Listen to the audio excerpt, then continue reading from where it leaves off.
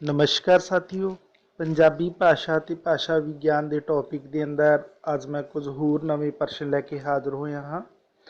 जिमें कि आप सबनों पता है कि आप पंजाबी भाषा ते भाषा विज्ञान के बहुत सारे प्रश्नों नूं एक बुक के अंदरों रिवीजन के तौर पर इन्हों देखना है। तो इस तो पहले मैं एक वीडियो 50 प्रश्नों का अवेलेबल करवा चुका हाँ।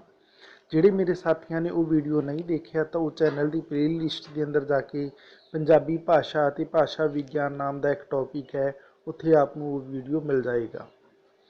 तो आओ साथियों अज फिर अगले 50 प्रश्न देखते हैं जिन्हों का अज आप अभ्यास करना है। यह प्रश्न खास तौर पर ऐसे सारे एग्जामों के लिए है जोड़े पंजाबी विषय के तौर पर पढ़ाए जाते हैं या फिर कंपीटीशन के अंदर पूछे जाते हैं, चाहे वो UPSC RPSC PPSC या फिर तुसी नैट सैट का कोई भी पेपर होवे उहदे लई ये प्रश्न खास तौर पर महत्व रखते हैं।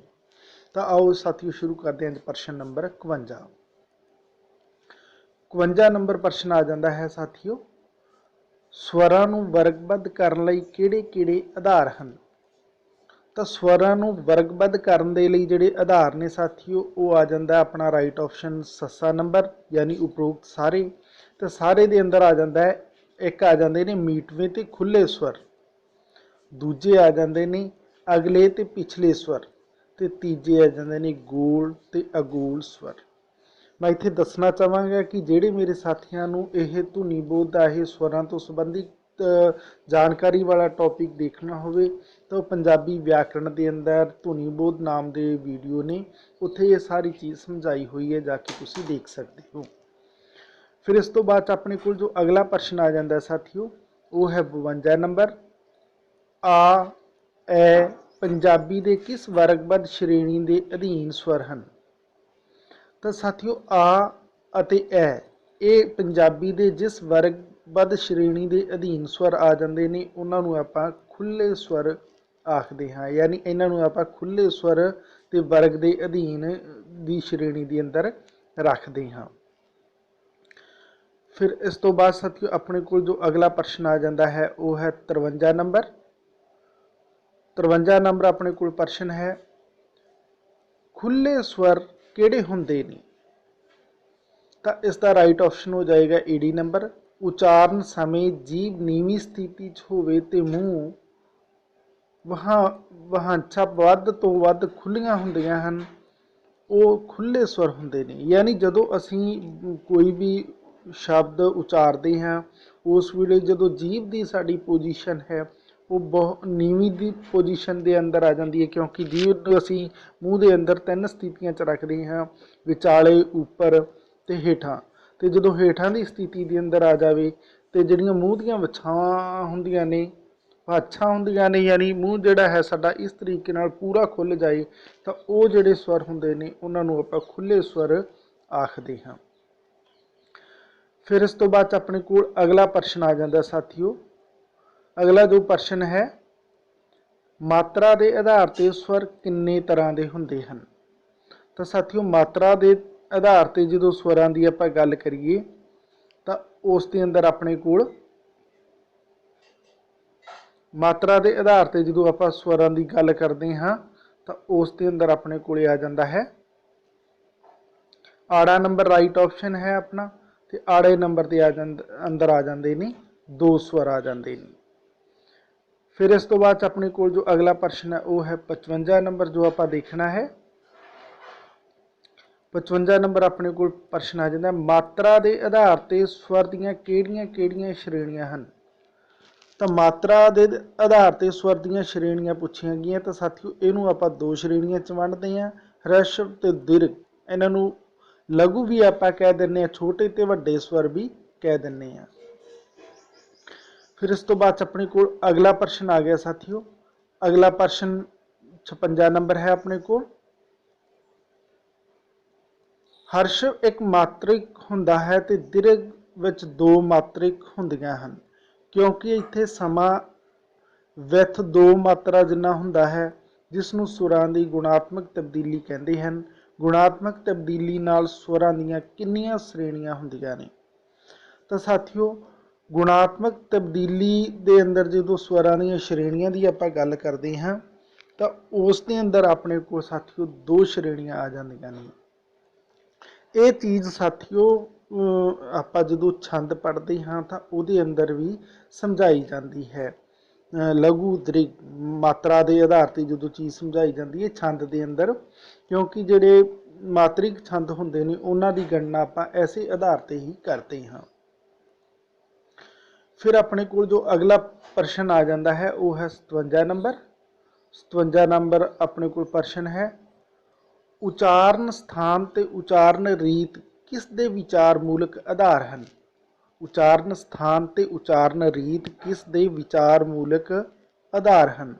ਤਾਂ ਇਹ ਨੇ ਸਾਥੀਓ ਰਾਈਟ ਆਪਸ਼ਨ ਹੈ ਆਪਣਾ ਈਡੀ ਨੰਬਰ, ਯਾਨੀ ਵਿਅੰਜਨ ਦੀ। यानी व्यंजन के अंदर उचारण स्थान ते उचारण रीत ने जिहड़े ये दो मूल आधार आपां विचार मूलक आधार आपां देखते हैं। फिर 58 नंबर प्रश्न है, वर्तसी व्यंजन। वर्तसी व्यंजन किहड़े हुंदे ने? तां ये हुंदे ने साथियों ऊड़ा नंबर है सै ते जै, ये दो ने जिहड़े अपने कोले वर्तसी व्यंजन के तौर पर पहचाने जाते हैं। फिर इस तो बाद अपने कोल जो अगला प्रश्न आ गया साथियों उस दे अंदर 59 नंबर आ जाता है, जीभ की नोक नूं पिछले पासे उल्टा के बोलण वालियां धुनियां नूं की कहंदे ने? जीभ की नोक नूं पिछले पासे उल्टा के बोलण वालियां धुनियां नूं की कहंदे ने? तां उन्हां नूं आपां कहने हैं साथियों मुर्दनी कहने हैं, उन्हां नूं मुर्दनी धुनियां कहा जाता है। फिर 60 नंबर प्रश्न अपने को कै खै गै यानी कै वर्ग के जिहड़े वर्ण ने किस प्रकार दीयां धुनियां हन। तो ये धुनियां किहड़ियां ने? तो साथियों ये धुनियां अपने कोल जिहड़ियां आ जांदियां ने तो इन्हां नूं आपां हमेशा ही जो अपने कोल धुनियां आ गईयां ने तो इन्हां नूं आपां कंठी धुनियां कहने हां। कै वर्ग दीयां जिहड़ियां धुनियां अपने कोल आ जांदियां ने तो इन्हां नूं आपां कंठी धुनियां दे वजों पहचानदे हां। फिर अपने कोल जो अगला प्रश्न आ जाता है 61 नंबर प्रश्न है, जदों जीभ दा अग्गा सख्त तालू नाल छोहे तां किहड़ियां धुनियां पैदा हुंदियां ने? तो साथियों जदों जीभ दा अगला सख्त अगला हिस्सा है जिहड़ा अपना जीभ दा अगला अग्गा है जिहड़ा वो जदों सख्त तालू दे नाल छूंहदा है तो उन्होंने आपां तालवी कहने। तालू दे नाल लग गई तो तालवी हो गई, कंठ दे नाल लग गई तो कंठी हो गई, ठीक है, होठ दे नाल लग गई तो होठी हो गई, दंत दे नाल लग गई तो दंती हो गई। ये जीभ की पोजीशन जिहड़ी अंग दे नाल अपने टच करती है उही नाम उसनूं दिता गया है। तो यह अपने अगला जिहड़ा जीभ का हिस्सा है वो तालू नाल लगे तो वो तालवी हो जांदियां ने। फिर 62 नंबर आ गया, उचारण रीत दीयां कितनियां श्रेणियां ने? तो साथियों उचारण रीत दीयां अपने कोले 7 श्रेणियां आ जांदियां ने, यानी 7 श्रेणियां दे अंदर लैके आपां इन्हां नूं पढ़ते हैं। फिर अपने कोले 63 नंबर प्रश्न आ गया साथियों, भारती आर्य भाषा दे प्रसंग डकवें व्यंजन दीयां श्रेणियां हन। भारती आर्य भाषावां दे प्रसंग च डकवें व्यंजन दीयां श्रेणियां ने। तो वो आ जांदियां ने साथियों आड़ा नंबर घोष ते अघोष, यानी भारतीय आर्य भाषावां दे अंदर आपां जिहड़े डकवें व्यंजन ने उन्हां नूं घोष ते अघोष व्यंजन श्रेणियां दे अंदर रखते हैं। फिर अपने कोल 64 नंबर प्रश्न आ जाता है, पंजाबी विच व्यंजन किन्ने हन? तो बहुत ही सरल दा प्रश्न है साथियों। तो पंजाबी दे अंदर अपने कोले मूल व्यंजन की गल आ जाती है जिहड़ी वो 29 आ जाते हैं, यानी पंजाबी दे अंदर जो व्यंजनों की गिणती की गल करिए इन्हां विकल्पों चों देख के दसना हुंदा है तो वो अपने कोल 29 हो जाते हैं। फिर इस तो बाद अपने कोल अगला प्रश्न आ गया, भाषा एक भाषा विच प्राथमिक है, यानी भाषा विच प्राथमिक है यानी पहला की है?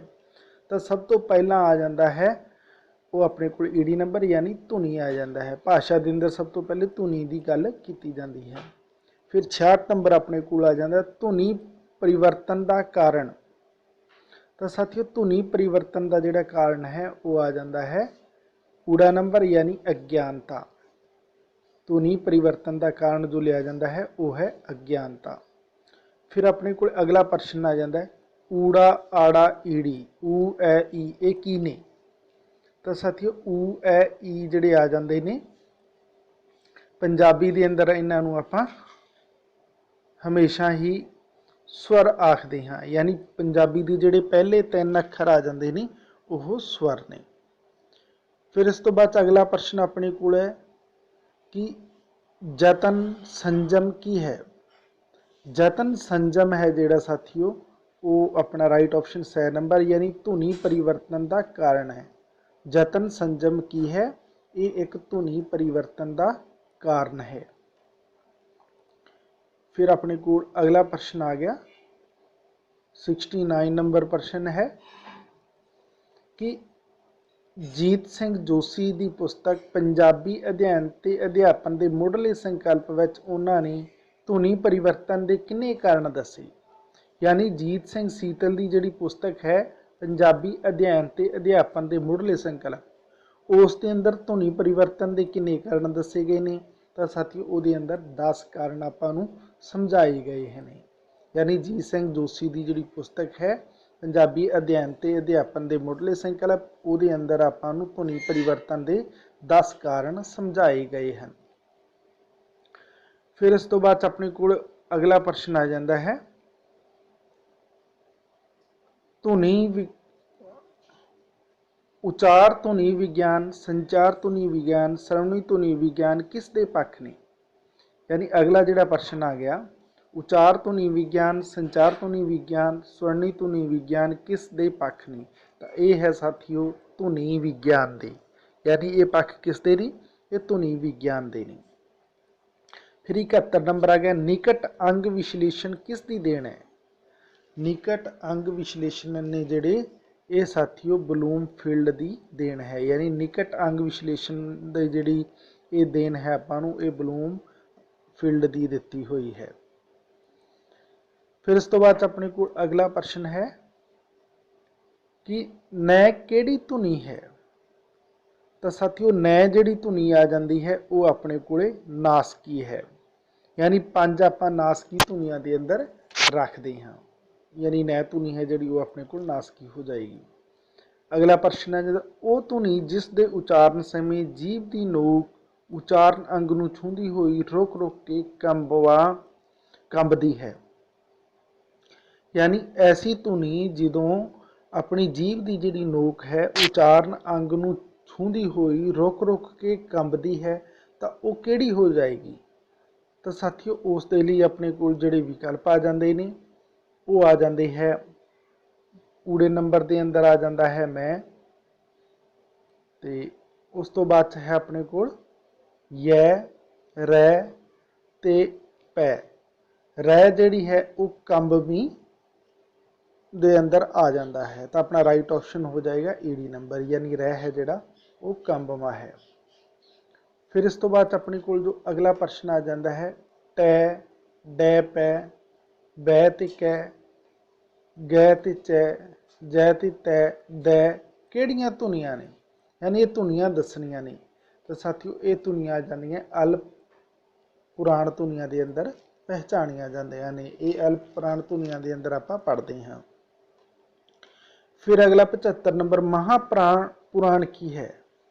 तो महापुराण साथियों खै छै ठै। तो ये सारे जिहड़े वर्ण आ गए ने ये सारे के सारे ही महापुराण धुनियां के अंतर्गत विचारे जाते हैं। फिर इस तो बाद अपने को जो अगला प्रश्न आ जाता है पंजाबी भाषा दीयां धुनियां दे अध्ययन लई 2 खोज विधियां किहड़ियां हन। पंजाबी भाषा दीयां धुनियां दे अध्ययन लई 2 खोज विधियां किहड़ियां ने। तो ये आ जाती एक आ जाती है धुनी विज्ञान तो दूसरी आ जाती है धुनी ग्राम विज्ञान। ये 2 खोज विधियां ने। फिर इस तो बाद अपने को जो अगला प्रश्न आ जाता है वो है साथियों 77 नंबर कि भाषक धुनियां का अध्ययन भाषक धुनियां का अध्ययन है जिहड़ा वो अपने को सारे ही राइट हो जाएंगे। धुनी विज्ञान अखवाउंदा है धुनी ग्राम विज्ञान अखवाउंदा है रूप विज्ञान अखवाउंदा है अते धुनी परिवर्तन अखवाउंदा है। फिर 78 नंबर आ गया, फोनेम निक्की तो निक्की धुनी इकाई है जिस द्वारा अर्थां दे फर्क नूं वखराया जा सकता है, किस दी परिभाषा है। यानी ये परिभाषा दी गई है कि फोनेम है जिहड़ी निक्की तो निक्की धुनी इकाई है, इसनूं जिसनूं आपां अर्थां दे फर्क नाल वखरा सकते हाँ। ये किसका कहना है, तो ये कहना है साथियों ब्लूमफील्ड का कहना है। यानी ये गल किसने कही सी, यह ब्लूमफील्ड ने कही सी। फिर इस तो बाद अपने को अगला प्रश्न आ गया, मिल शब्द के टुकड़े करन मगरों किन्ने फोनेम मिलते ने। मिल शब्द के टुकड़े करन मगरों किन्ने फोनेम मिलते ने, तो साथियों वो अपने को आ जाते ने 3 आ जाते हैं। यानी मिल शब्द नूं आपां जो टुकड़ियां च करते हाँ तो वो अपने 3 आ जाते हैं। फिर अगे अपने को 80 नंबर प्रश्न आ जाता है, पल दे फल विच निखड़ू धुनियां किहड़ियां ने। यानी पल ते फल विच ये 2 है, पल ते फल विच निखड़ू धुनियां किहड़ियां ने, तो ये अंदर आ जांदियां ने साथियों पै आ जाता है, तो इस दे अंदर आ जाता है फै आ जाता है।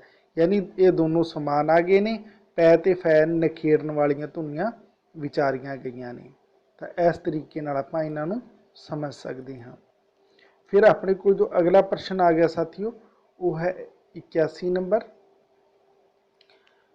धुनी ग्राम नूं किन्ने हिस्सों च वंडिया जा सकता है या वंडिया गया है। तो साथियों धुनी ग्राम नूं आपां खंडी अते अखंडी धुनी ग्राम के अंदर वंडते हाँ। फिर 82 नंबर प्रश्न आ गया, खंडी धुनी ग्राम नूं किन्ने भागां विच वंडिया गया है। तो खंडी धुनी ग्राम नूं आपां 2 भागां च वंडते हाँ, एक आ जाता है स्वर ते दूसरा आ जाता है व्यंजन। फिर इस तो बाद अपने को अगे 83 नंबर प्रश्न आ गया, 83 स्वरां दी वंड दे आधार। तो साथियों स्वरां दी वंड दे आधार ने जिहड़े सारे ही राइट हो जाएंगे। यानी स्वर उचारण समय जीव की स्थिति, स्वर उचारण समय जीव की उचाई, तो स्वर उचारण समय होठां की स्थिति। यानी इन्हां तिन्हां दे आधार ते स्वरां दी आपां वर्ग वंड करते हैं। फिर 84 नंबर ई किहड़ा स्वर है। तो साथियों ये उच्चा स्वर के अंदर आ जाता है। नैट के पेपर के अंदर यह प्रश्न सीधे सीधे पूछे जाते हैं, इदा के कोई अखर दे के आपां नूं पुछदा है कि ये स्थिति है, तो ई है जिहड़ा यह उच्चे के अंदर आ जाता है। फिर इस तो बाद अपने को 85 नंबर आ जाता है, ऊ किहड़ा स्वर है। तो साथियों ऊ जिहड़ा आ जाता है वो अपने को गोल के अंदर आ जाता है, उन्होंने आपां गोल के अंदर पढ़ते हाँ। फिर अगे अपने को जो प्रश्न आ गए ने साथियों वो देखने ने आपां। अगे जिहड़े अपने को प्रश्न आ गए, यानी मात्रा के आधार ए, यानी मात्रा के आधार ए ये की है। तो ये आ गया साथियों अपने को हर्षव। फिर इस तो बाद अपने को अगला प्रश्न आ जाता है 87 नंबर है, आई मात्रा के आधार पर किहड़ा स्वर है। आई जिहड़ा मात्रा के आधार पर है साथियों ये किहड़ा स्वर है, तो इनू आपां दीर्घ के अंदर रखते हाँ। फिर अपने को 88 नंबर आ गया, किस स्वर की वरतों आद मध ते अंत ते हुंदी है। किस स्वर की वरतों आद मध ते अंत, यानी शुरू के अंदर भी विचाले भी ते बाद के अंदर भी की जाती है, तो वो आ जाता है ई। ਇਹਦੀ ਵਰਤੋਂ नहीं करते ਆਪਾਂ, ਇਹਦੀ नहीं करते, तो ई है ਜਿਹੜੀ अपनी ਉਹਦੀ ਵਰਤੋਂ ਆਪਾਂ ਆਦ ਮਧ ਤੇ ਅੰਤ ਦੇ ਅੰਦਰ ਵਰਤੋਂ ਕਰਦੇ ਹਾਂ। ਇਦਾਂ ਦੇ ਪ੍ਰਸ਼ਨ ਪੁੱਛ ਲਏ ਜਾਂਦੇ ਨੇ ਕਈ ਵਾਰ ਸਿੱਧੇ ਸਿੱਧੇ ਹੀ। फिर अगला प्रश्न है, ए स्वर की वरतों कित्थे हुंदी है। तो साथियों ए स्वर की जिहड़ी वरतों है वो हमेशा ही तिन्ने अवस्थावां च हुंदी है, यानी आद दे अंदर भी, मध दे अंदर भी ते अंत दे अंदर हुंदी है। फिर अगला प्रश्न है, व्यंजन शब्दों के मुढ़ ते आउंदा है। यानी ये जिहड़ा व्यंजन है एक व्यंजन शब्दों के मुढ़ ते किहड़े जगह ते मुढ़ ते आउंदा है।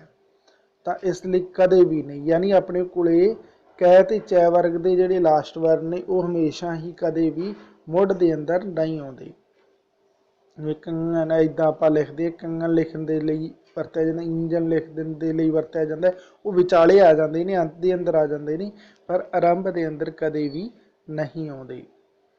ਫਿਰ ਇਸ ਤੋਂ ਬਾਅਦ ਆਪਣੇ ਕੋਲ ਜੋ ਅਗਲਾ ਪ੍ਰਸ਼ਨ ਆ ਗਿਆ 90 ਨੰਬਰ ਹੈ, ਯਾਨੀ ਇਹਨਾਂ ਵਿੱਚੋਂ ਕਿਹੜਾ ਵਿਅੰਜਨ ਸ਼ਬਦਾਂ ਦੇ ਮੁੱਢ ਤੇ ਨਹੀਂ ਆਉਂਦਾ। ਤਾਂ ਇਹਨਾਂ ਚੋਂ ਜਿਹੜਾ ਆਪਣੇ ਕੋਲ ਈਡੀ ਨੰਬਰ ਵਿਅੰਜਨ ਹੈ ਇਹ ਮੁੱਢ 'ਚ ਕਦੇ ਵੀ ਨਹੀਂ ਆਉਂਦਾ। ਮੈਂ, ਰਹਿ ਤੇ ਗਏ ਹਮੇਸ਼ਾ ਹੀ ਮੁੱਢ, ਮੱਧ ਤੇ ਅੰਤ ਦੇ ਅੰਦਰ ਆ ਸਕਦੇ ਨੇ, ਤੇ ਇਹ ਆਪਣੇ ਕੋਲ ਮੁੱਢ ਦੇ ਅੰਦਰ ਕਦੇ ਵੀ ਨਹੀਂ ਆਉਂਦਾ, ਵਿਚਾਲੇ ਆ ਜਾਂਦਾ ਹੈ ਇਹ ਬਹੁਤ ਵਾਰ, ਅੰਤ ਦੇ ਅੰਦਰ ਵੀ ਕਈ ਜਗ੍ਹਾ ਆ ਜਾਂਦਾ ਹੈ, ਪਰ ਆਰੰਭ ਦੇ ਅੰਦਰ ਨਹੀਂ ਆਉਂਦਾ। ਫਿਰ ਅਗਲਾ ਪ੍ਰਸ਼ਨ ਆਪਣੇ ਕੋਲ 92 ਨੰਬਰ ਹੈ, ਕਿਹੜਾ ਵਿਅੰਜਨ ਸੰਯੁਕਤ ਰੂਪ ਵਿੱਚ ਵਰਤਿਆ ਜਾਂਦਾ ਹੈ। ਸੰਯੁਕਤ ਰੂਪ ਵਿੱਚ ਯਾਨੀ ਜਿਹਨੂੰ ਆਪਾਂ ਕਿਸੇ ਹੋਰ ਦੇ ਨਾਲ ਵੀ ਵਰਤ ਸਕਦੇ ਹਾਂ, ਯਾਨੀ ਹੋਰ ਜਿਹੜਾ ਅੱਖਰ ਹੈ ਉਸ ਦੇ ਨਾਲ ਵੀ ਵਰਤ ਸਕਦੇ ਹਾਂ, ਤੇ ਉਹਦੇ ਲਈ ਆਪਣੇ ਕੋਲੇ ਹੋ ਜਾਏਗਾ ਊੜਾ ਨੰਬਰ, ਯਾਨੀ ਜਿਹੜਾ ਰਹਿ ਹੈ ਉਹ ਆਪਣੇ ਕੋਲੇ ਸੰਯੁਕਤ ਵਿਅੰਜਨ ਦੇ ਤੌਰ ਤੇ ਆਇਆ ਹੈ। ਫਿਰ ਇਸ ਤੋਂ ਬਾਅਦ ਆਪਣੇ ਕੋਲ ਜੋ ਅਗਲਾ ਆ ਜਾਂਦਾ ਹੈ 93 ਨੰਬਰ ਪ੍ਰਸ਼ਨ ਹੈ, ਵੈ ਕਿਹੜਾ ਵਿਅੰਜਨ ਹੈ। ਤਾਂ ਸਾਥੀਓ ਵੈ ਵੀ ਜਿਹੜਾ ਹੈ ਆਪਣੇ ਕੋਲੇ ਉਹ ਸੰਯੁਕਤ ਦੇ ਤੌਰ ਤੇ ਹੀ ਆਇਆ ਹੈ। ਫਿਰ ਅੱਗੇ 94 ਨੰਬਰ ਆ ਗਿਆ, ਅੱਧਕ ਦੀ ਵਰਤੋਂ ਕਦੋਂ ਕੀਤੀ ਜਾਂਦੀ ਹੈ। ਤਾਂ ਸਾਥੀਓ ਅੱਧਕ ਦੀ ਵਰਤੋਂ ਹਮੇਸ਼ਾ ਹੀ ਜਦੋਂ ਆਪਾਂ ਕਰਦੇ ਹਾਂ ਉਦੋਂ ਕਰਦੇ ਹਾਂ ਜਦੋਂ ਦੁੱਤ ਵਿਅੰਜਨ ਵੇਲੇ, ਸੰਯੁਕਤ ਵਿਅੰਜਨ ਵੇਲੇ, ਨਾਸਕੀ ਵੇਲੇ, ਜਾਂ ਇਹਨਾਂ ਸਾਰਿਆਂ ਵੇਲੇ ਨਹੀਂ ਕਰਦੇ ਸਾਥੀਓ। ਨਾਸਕੀ ਵੇਲੇ ਤੇ ਸੰਯੁਕਤ ਵੇਲੇ ਵੀ ਨਹੀਂ ਕਰਦੇ, ਦੁੱਤ ਵਿਅੰਜਨ ਹੁੰਦੇ ਨੇ ਜਿਹੜੇ ਉਹਨਾਂ ਦੇ ਵੇਲੇ ਆਪਾਂ ਅੱਧਕ ਦੀ ਵਰਤੋਂ ਕਰਦੇ ਹਾਂ। ਫਿਰ ਇਸ ਤੋਂ ਬਾਅਦ ਆਪਣੇ ਕੋਲ ਅਗਲਾ ਜੋ ਪ੍ਰਸ਼ਨ ਆ ਜਾਂਦਾ ਹੈ ਉਸ ਦੇ ਅੰਦਰ 95 ਨੰਬਰ ਆ ਜਾਂਦਾ ਹੈ, ਊ ਕੀ ਹੈ। ਤਾਂ ਇਹ ਹੈ ਸਾਥੀਓ ਨਾਸਕੀ ਸਵਰ ਹੈ। ਊ ਹੈ ਜਿਹੜਾ ਉਹ ਨਾਸਕੀ ਸਵਰ ਹੈ, ਕਿਉਂਕਿ ਇਸ ਨੂੰ ਬਿੰਦੀ ਲੱਗੀ ਹੋਈ ਹੈ ਤਾਂ ਆਵਾਜ਼ ਇਸ ਦੀ ਨੱਕ ਰਾਹੀਂ ਆ ਰਹੀ ਹੈ, ਨਾਸਕੀ ਸਵਰ ਹੋ ਗਿਆ ਆਪਣੇ ਕੋਲੇ। ਫਿਰ 96 ਨੰਬਰ ਜਿਹੜਾ ਆ ਗਿਆ ਹੈ, ਨਾਸਕੀ ਵਿਅੰਜਨ ਕਿਹੜਾ ਹੈ। ਤਾਂ ਸਾਥੀਓ ਨਾਸਕੀ ਵਿਅੰਜਨ ਪੁੱਛਿਆ ਇਸ ਦੇ ਅੰਦਰ, ਤਾਂ ਨਾਸਕੀ ਵਿਅੰਜਨ ਹੈ ਜਿਹੜਾ ਇਹ ਆਪਣੇ ਕੋਲੇ ਆੜਾ ਨੰਬਰ ਆਪਸ਼ਨ ਹੈ ਜਿਹੜਾ ਉਹ ਰਾਈਟ ਹੋ ਜਾਏਗਾ। ਇਹ ਨਾਸਕੀ ਵਿਅੰਜਨ ਦੇ ਤੌਰ ਤੇ ਪਹਿਚਾਣਿਆ ਜਾਂਦਾ ਹੈ। ਫਿਰ ਇਸ ਤੋਂ ਬਾਅਦ ਆਪਣੇ ਕੋਲੇ 97 ਨੰਬਰ ਪ੍ਰਸ਼ਨ ਆ ਜਾਂਦਾ ਹੈ ਸਾਥੀਓ, ਨਾਸਕੀ ਸਵਰ ਕਿਹੜਾ ਹੈ। ਤਾਂ ਨਾਸਕੀ ਸਵਰ ਦੇ ਅੰਦਰ ਜਿਹੜੀ ਜਦੋਂ ਗੱਲ ਆ ਜਾਂਦੀ ਹੈ ਇੱਥੇ ਸਵਰ ਪੁੱਛਿਆ ਗਿਆ ਹੈ, ਵਿਅੰਜਨ ਨਹੀਂ ਪੁੱਛਿਆ ਗਿਆ। ਊ ਹੈ ਜਿਹੜਾ ਉਹ ਨਾਸਕੀ ਸਵਰ ਦੇ ਤੌਰ ਤੇ ਇੱਥੇ ਲਿਖਿਆ ਗਿਆ, ਬਿੰਦੀ ਇਸ ਦੇ ਉੱਪਰ ਹਮੇਸ਼ਾ ਹੀ ਇੱਦਾਂ ਕਰਕੇ ਲਿਖਿਆ ਹੋਇਆ ਹੈ। ਊ ਹੈ ਜਿਹੜਾ ਇਹ ਨਾਸਕੀ ਸਵਰ ਦੇ ਤੌਰ ਤੇ ਇੱਥੇ ਲਿਖਿਆ ਗਿਆ ਹੈ, ਤਾਂ ਇਹ ਆਪਣੇ ਕੋਲੇ ਇੱਥੇ ਬਿੰਦੀ ਹੈ ਇੱਕ ਲਿਖੀ ਹੋਈ, ਤਾਂ ਇਹ ਨਾਸਕੀ ਸਵਰ ਹੋ ਗਿਆ ਆਪਣੇ ਕੋਲ। ਫਿਰ ਅਗਲਾ ਪ੍ਰਸ਼ਨ ਆ ਗਿਆ ਸਾਥੀਓ ਕਿ ਗੁਰਮੁਖੀ ਲਿਪੀ ਵਿੱਚ ਨਾਸਿਕਤਾ ਲਈ ਕਿਹੜੇ ਕਿਹੜੇ ਲਿਪੀ ਚਿੰਨ੍ਹ ਵਰਤੇ ਜਾਂਦੇ ਹਨ। ਤਾਂ ਗੁਰਮੁਖੀ ਲਿਪੀ ਦੇ ਅੰਦਰ ਆਪਾਂ ਨਾਸਿਕਤਾ ਦੇ ਲਈ ਜਿਹੜੇ ਚਿੰਨ੍ਹ ਵਰਤਦੇ ਹਾਂ ਉਹਦੇ ਅੰਦਰ ਟਿੱਪੀ ਤੇ ਬਿੰਦੀ ਆ ਜਾਂਦੇ ਨੇ, ਜਿਨ੍ਹਾਂ ਨੂੰ ਬੋਲਣ ਸਮੇਂ ਆਵਾਜ਼ ਨੱਕ ਰਾਹੀਂ ਆਉਂਦੀ ਹੈ। ਫਿਰ ਅਗਲਾ ਪ੍ਰਸ਼ਨ ਆਪਣੇ ਕੋਲ 99 ਨੰਬਰ ਪ੍ਰਸ਼ਨ ਆ ਜਾਂਦਾ ਹੈ, ਬੋਲੀ ਦੀ ਅਟੁੱਟ ਲੜੀ ਵਿੱਚ ਟੂਟ ਸੰਗਮ ਦੀ ਨਿਸ਼ਾਨੀ ਹੈ, ਕਿਸ ਦੇ ਸ਼ਬਦ ਨੇ। ਯਾਨੀ ਇਹ ਸ਼ਬਦ ਹੈ ਜਿਹੜੇ ਇਹ ਕਿਸ ਵਿਦਵਾਨ ਦੇ ਕਹੇ ਹੋਏ ਨੇ। ਸ਼ਬਦ ਇਹ ਨੇ, ਇੱਕ ਵਾਰ ਫਿਰ ਆਪਾਂ ਦੇਖ ਲਾਂਗੇ ਕਿ ਬੋਲੀ ਦੀ ਅਟੁੱਟ ਲੜੀ ਵਿੱਚ ਟੂਟ ਸੰਗਮ ਦੀ ਨਿਸ਼ਾਨੀ ਹੈ। ਤਾਂ ਇਹ ਸ਼ਬਦ ਨੇ ਜਿਹੜੇ ਸਾਥੀਓ ਇਹ ਕਹਿਣ ਵਾਲੇ ਨੇ ਜਿਹੜੇ ਉਹ ਆਪਾਂ ਦੇਖਾਂਗੇ। ਤਾਂ ਇਸ ਦੇ ਅੰਦਰ ਆ ਜਾਂਦੇ ਨੇ ਸਾਥੀਓ ਆਪਣੇ ਕੋਲ